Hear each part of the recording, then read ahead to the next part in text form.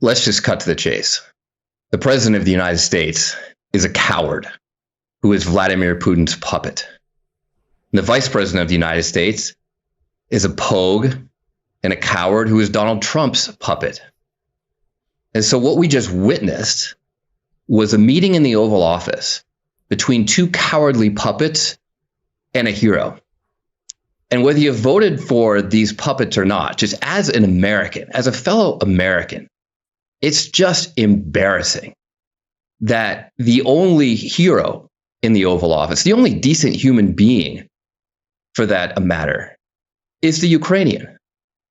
I mean, this administration is going to go down as an embarrassment to American history. Congressman, I wonder if you think that President Zelensky could have handled it differently, the way that some of his European counterparts and Emmanuel Macron and Keir Starmer did, and perhaps been more deferential to Trump and Vance. Deferential to what? Deferential to a president who allowed a deal in his first term to crumble because Putin just violated it? Deferential to a vice president who didn't even bother to visit Ukraine? I hardly know anyone in Congress who has any view on national security who hasn't been to Ukraine during this war. Deferential to a draft dodger who's our commander in chief? Zelensky doesn't deserve to be deferential to anyone in that Oval Office. In fact, I kind of wish he'd put them in their place a little bit stronger. I mean, this is just truly, truly embarrassing. And the vast majority of my Republican colleagues in Congress completely agree with me. They know the truth here. They're just too scared to say it themselves. The Trump administration is spiraling out of control and circling the drain as a failed presidency.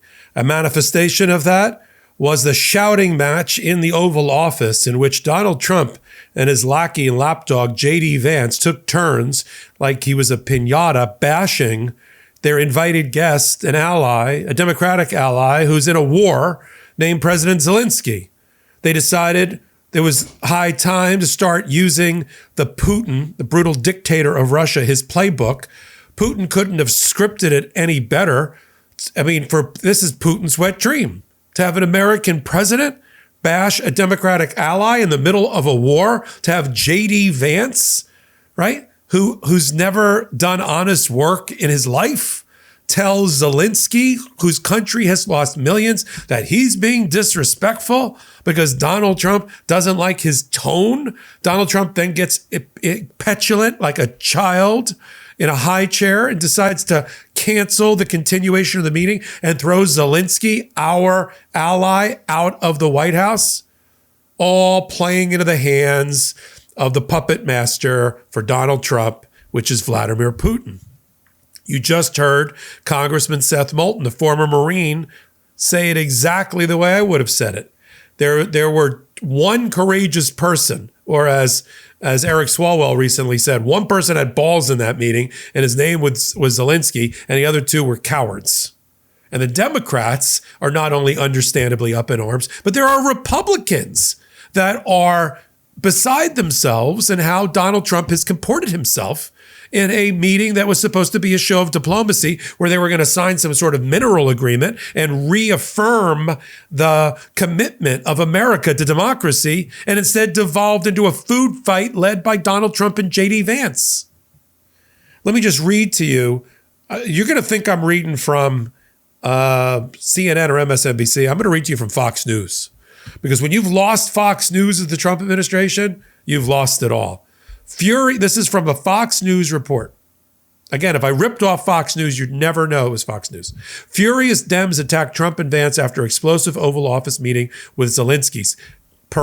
Siding with dictators. No commentary here. This is written by Julia Johnson and Elizabeth Elkin for Fox News. Congressional Democrats expressed immediate outrage at President Donald Trump, the article continues, and Vice President JD Vance's explosive White House meeting with Ukraine President Volodymyr Zelensky Friday that ended with Trump asking Zelensky to leave. Trump and Vance are doing Putin's dirty work. Senate Democrats will never stop fighting for freedom and democracy, said Senate Minority Leader Chuck Schumer. And that this was especially when Vance told Zelensky his behavior was disrespectful, and Trump said he was gambling with World War II or World War III. Let's play the clip. I'm talking about the kind of diplomacy that's going to end the destruction of your country. Yes, but if you are not Mr. President, with respect, I think it's disrespectful for you to come into the Oval Office and try to litigate this in front of the American media. Right now, you guys are going around and forcing conscripts to the front lines because you have manpower problems. You should be thanking the president for trying to bring an end to this conflict. Have you ever been to Ukraine that you say what problems we have? I have been to come once. I've actually watched and seen the stories, and I know what happens is you bring them on a propaganda tour, Mr. President.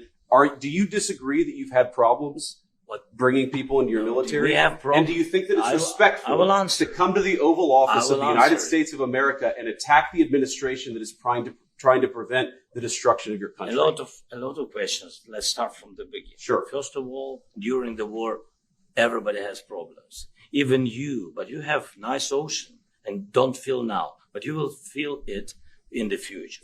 God bless. You don't know that. God bless. You don't God know bless. That. You will not have a war. Don't tell us what we're going to feel. We're trying to solve a problem. Don't tell us what we're going to feel. I'm not telling you. Because you're in no position to dictate that. Remember exactly this. I'm not You're in no position to dictate what we're going to feel. We're going to feel very good. You will feel influence. We're going to feel very good and very strong. You will feel influence. You're right now not in a very good position. You've allowed yourself to be in a very bad position, and he happens to be right about it. From the very beginning of the war. You're not in a good position. You don't have the cards right now. With us, you start having cards. Playing cards. Right now, you don't. Yeah, you're playing cards. Mr. President. You're playing cards. Serious. You're gambling with the lives of millions of people. You're gambling with World War III. You're gambling with World War III. And what you're doing is very disrespectful to the country, this country. It's back to you. Far more than a lot of people said they should have. Have you said thank you once? A lot of times. No, in this even entire today, meeting, you said thank you. Even today. You went to Pennsylvania and campaigned for the opposition in October. Offer some words of appreciation for the United States of America and the president who's trying to save your country. Hakeem Jeffries, who's effectively the Speaker of the House on the Democratic side, he said in his statement, President Trump and his administration continue to embarrass America on the world stage. Today's White House meeting with the president of Ukraine was appalling and will only serve to further embolden Vladimir Putin, a brutal dictator. The United States must not reward Russian aggression and continue to appease Putin. Hakeem Jeffries continues, for 3 years, President Zelensky and the Ukrainian people have stood on the side of democracy, freedom, and truth. Their success is in the national security interests of the United States. We should stand with Ukraine until victory is won. But again, this is a Fox News article quoting House Speaker Emerita Nancy Pelosi, who said it would have been a show of strength if Trump engaged with Zelensky in a dignified way, but you would never know that after President Trump's shameful display. Putin must be overjoyed with today's theatrics.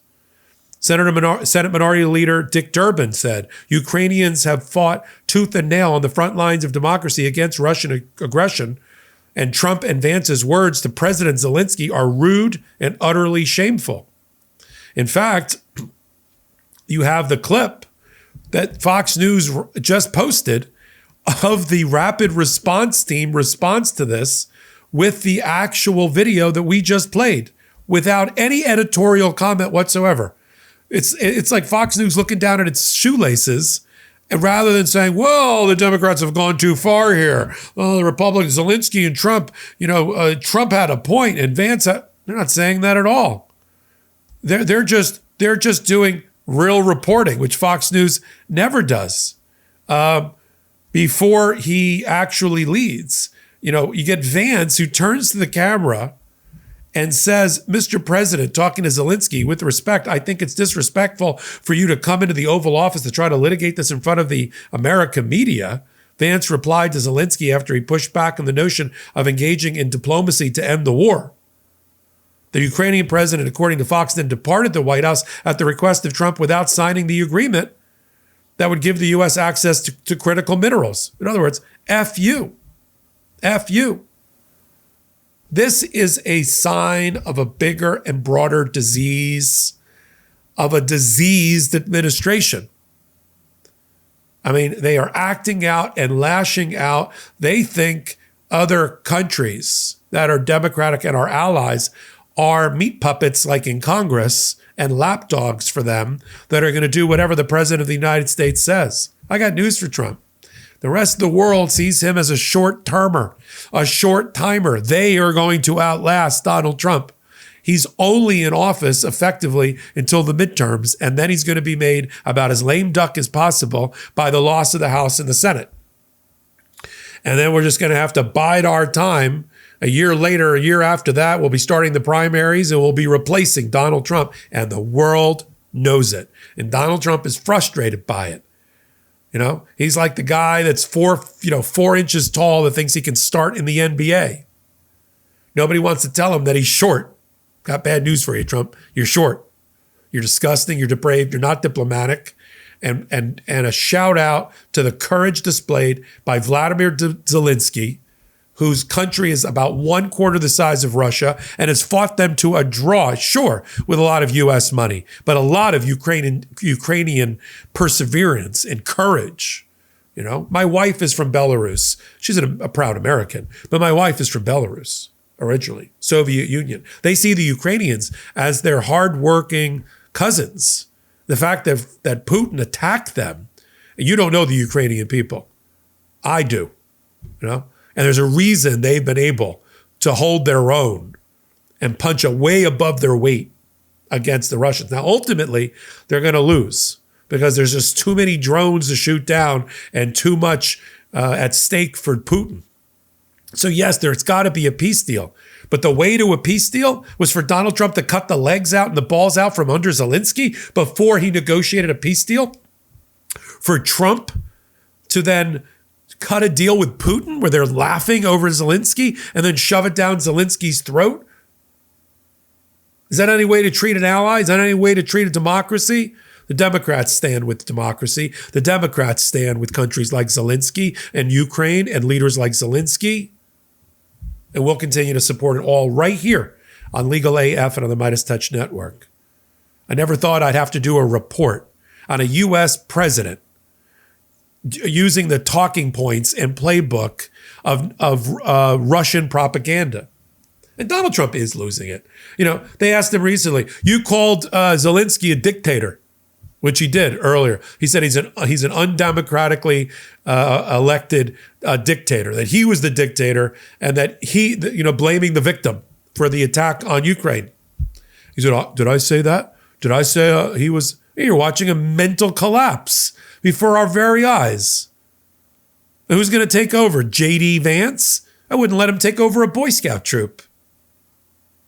I'll continue to follow it all. You're here already. Hit the free subscribe button. We got to get to 500,000 in the next week of subscribers. It's just, we have to make our voice heard here on Legal AF. We got no outside investors. You and me, this is it. And I curate all the other contributors. They're all great. Dina Dahl, Chan Wu, Court Accountability Action.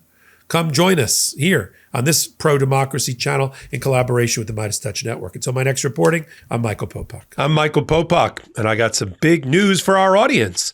Most of you know me as the co-founder of Midas Touch's Legal AF and the Legal AF YouTube channel, or as a 35-year national trial lawyer. Now, building on what we started together on Legal AF, I've launched a new law firm, the Popok Firm, dedicated to obtaining justice through compassionate and zealous legal representation. At the Popok Firm, we are focused on obtaining justice for those who have been injured or damaged by a life-altering event by securing the highest dollar recoveries. I've been tirelessly fighting for justice for the last 35 years, so my own law firm organically building on my Legal AF work just feels right. And I've handpicked a team of top-tier trial fighters and settlement experts throughout all 50 states known as big auto injury attorneys who have the know-how to beat heartless insurance companies, corporations, government entities, and their attorneys. Big Auto's attorneys working with my firm are rock stars in their respective states. States and collectively responsible for billions of dollars in recoveries. So if you or a loved one have been on the wrong side of a catastrophic auto, motor vehicle, rideshare, or truck accident, suffered a personal injury, or been the victim of medical malpractice, employment harassment or discrimination, or suffered a violation of your civil and constitutional rights, then contact the Popok firm today at 1-877-POPOK-AF or by visiting my website at www.thepopokfirm.com and fill out a free case evaluation form. And if we determine that you have a case and you sign with us, we don't get paid unless you do. The Popok firm, fighting for your justice every step of the way.